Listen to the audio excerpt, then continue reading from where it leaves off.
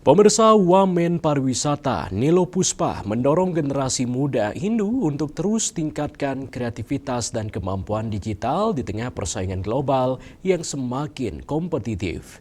Ia juga berharap generasi muda Hindu banyak menulis literasi tentang Hindu, mulai dari sejarah, peradaban, budaya, dan nilai-nilai falsafah Hindu yang dikelola melalui platform digital. Hal itu akan sangat bermanfaat tidak saja bagi umat Hindu sendiri, tetapi juga bisa menjadi referensi bagi para wisatawan yang ingin mendapatkan pengalaman berbeda dan autentik saat berlibur.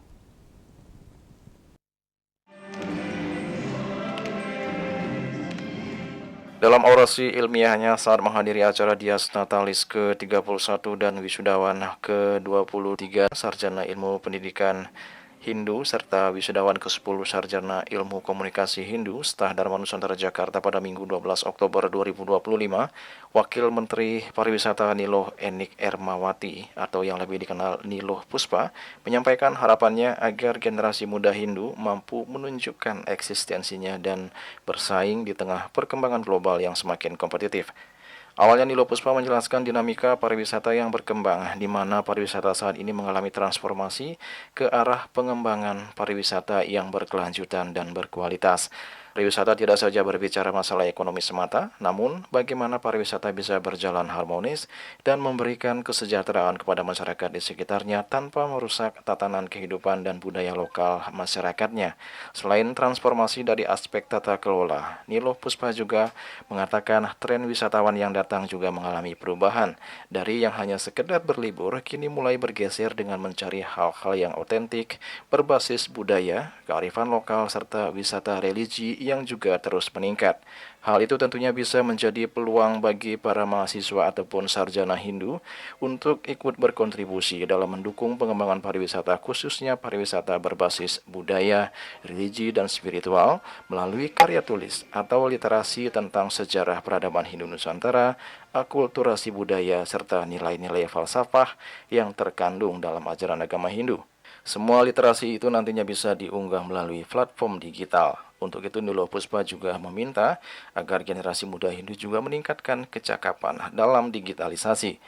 Ia juga berharap ke depan Kementerian Pariwisata bisa berkolaborasi dengan Stah Dharma Nusantara Jakarta sebagai wadah dalam menciptakan SDM yang berkualitas agar bisa membantu pengembangan pariwisata berbasis religi. Saya mengharapkan ada transformasi untuk ke depannya bagaimana agar Stah Dharma Nusantara bisa berkolaborasi bersama dengan Kementerian Pariwisata untuk menciptakan SDM-SDM unggul yang kemudian bisa mendukung sektor kepariwisataan kita, karena sektor pariwisata ini kan kedepannya sudah mengarah kepada quality dan juga sustainability, kualitas dan keberlanjutannya, dan keberlanjutan ini juga tentu didukung oleh SDM, sumber daya manusia yang unggul, yang berkarakter, yang beretika begitu, dan saya pikir itu bisa diciptakan di Stah Dharma. Apalagi sekarang ini kan tren wisatawan ke depan itu adalah mencari authenticity ya, hal-hal yang otentik, kemudian culture base, kemudian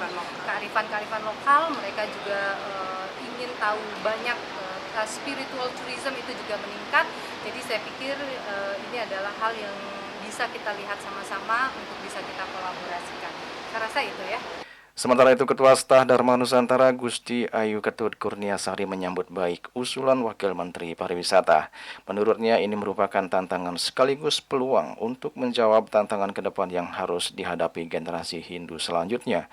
Oleh karena itu, pihaknya berkomitmen untuk terus meningkatkan kualitas SDM Hindu melalui program pendidikan yang dijalankan serta meningkatkan koordinasi dan kemitraan dengan para stakeholder termasuk Kementerian Pariwisata guna mendukung program pemerintah di Kementerian Pariwisata dalam mengembangkan pariwisata khususnya pariwisata berbasis religi.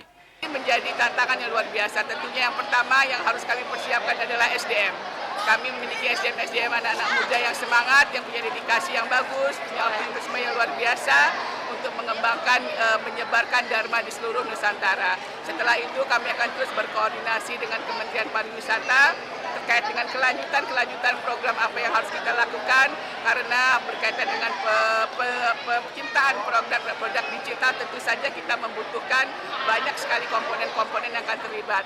Dan yang paling penting adalah pesan dari Ibu Wamen bahwa kita juga harus membangun keterikatan stakeholder, karena kita tidak hanya bisa mengandalkan dari dana-dana BUMN, tapi juga membutuhkan keterlibatan stakeholder dari dunia industri, baik dari kegiatan CSR maupun dari kegiatan-kegiatan yang lainnya.